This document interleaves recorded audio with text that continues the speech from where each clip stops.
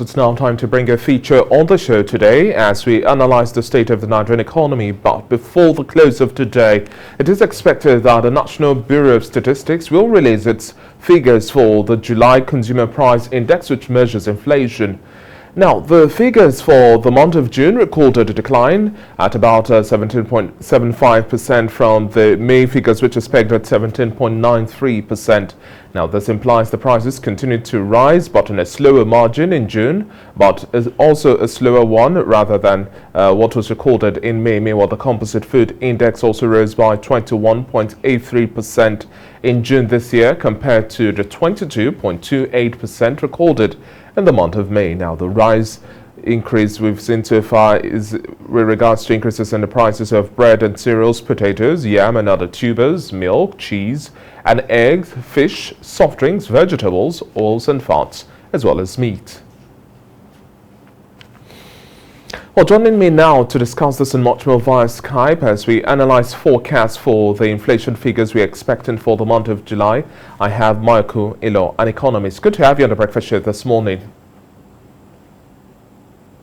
Now, as we analyze these figures now, we expect, and does the trajectory of the inflation figures over the last few months and years suggest that the federal government's policies are working? We've seen some level of consistent decline in the last 3 months, but is that anything to go by, really?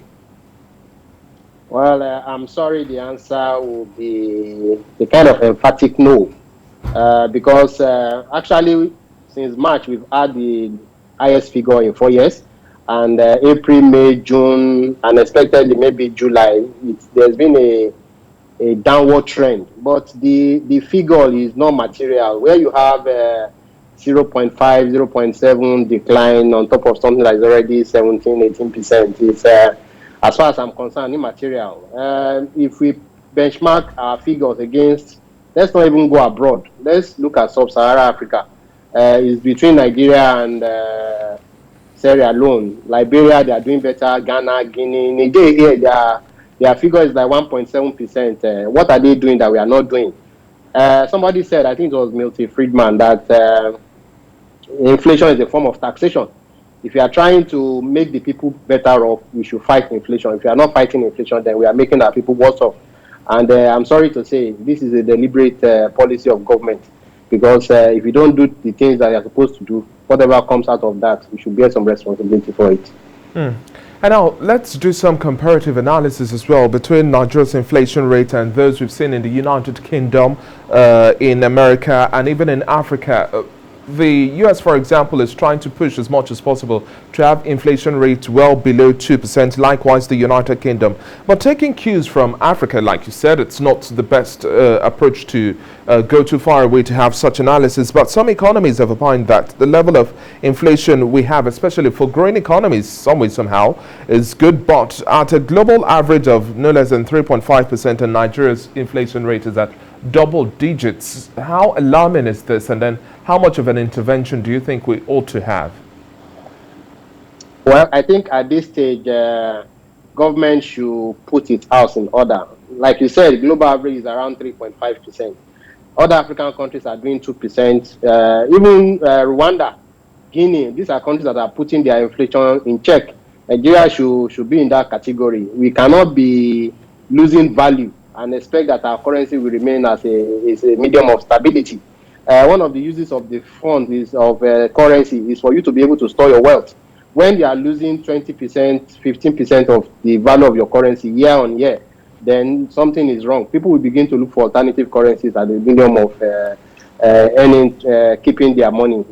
That is what people will do. Even in Nigeria, you see sometimes when government is talking about projects, they dollarize the amount. They tell you this is a $1.5 billion project. This is 100 million naira project, $1 million rather. At the end of the day, what that is telling you is that even the government does not have implicit trust in the currency. All these things are pointers, and you see people trying to buy dollar no matter how expensive it is.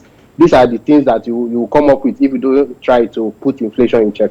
I like the fact that you mentioned how dollarized the Nigerian economy is, because that is also one of the fueling factors we have in the high prices we've seen so far.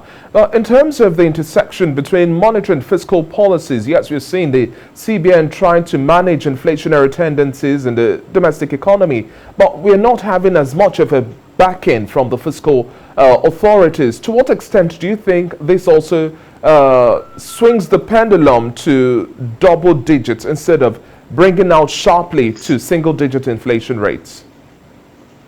I think the biggest single factor to me in the inflation we are witnessing is the constant depreciation of the naira.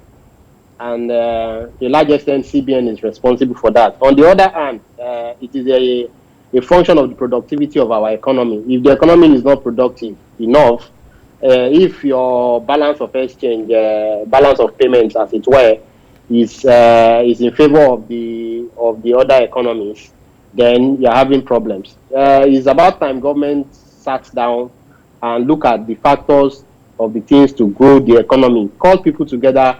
What can we do? You know, we've been talking about diversifying the economy for God knows how long now.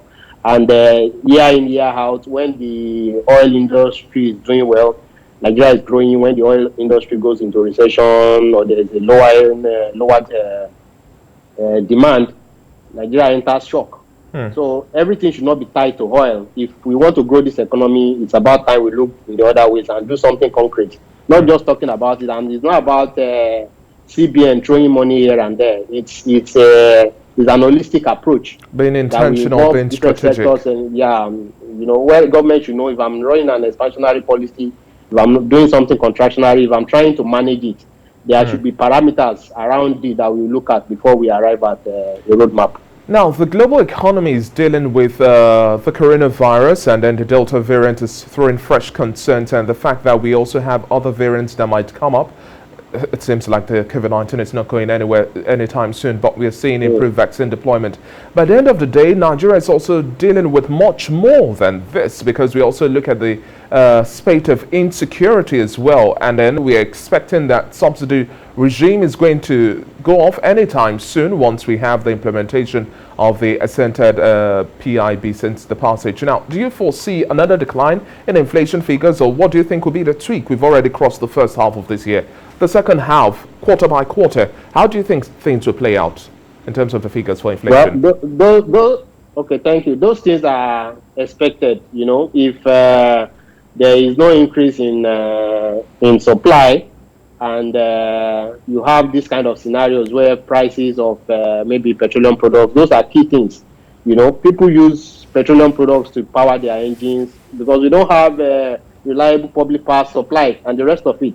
Logistics is there, Boko Haram is there. So by the time you remove subsidy on petroleum products, you can expect that, okay, some form of inflation, maybe another 10% will be added because of the quantum of increase that are being envisaged within the official sectors. And in the area of food, in the area of food, what's also your forecast as well? Nigerians are complaining. Well, it's also expected. You can trust me on that, you know, because even when there is scarcity, not increase in petroleum products pricing, you see how cost of transportation goes up. You know, something like moving things through trailers from the south to the north, maybe from the ports. You see how expensive it is now. You know, somebody was telling me that moving goods from maybe a container of goods from Europe to Nigeria is cheaper than moving the same container of goods from Lagos to maybe Enugu. You can imagine that. I doubt if it happens anywhere else in the world. Government has to take responsibility. You can moralize for all you care, but you need policies that will drive the economy, and you need to monitor it as if your life depends on it, because the life of the country actually does. Thank you very much for your time on the Breakfast Show this morning, Michael Inloy. It's been a pleasure speaking with you, and then we keep our fingers crossed for the next inflation report, as any time from now we'll have those figures. Thank you. Thank you for having me.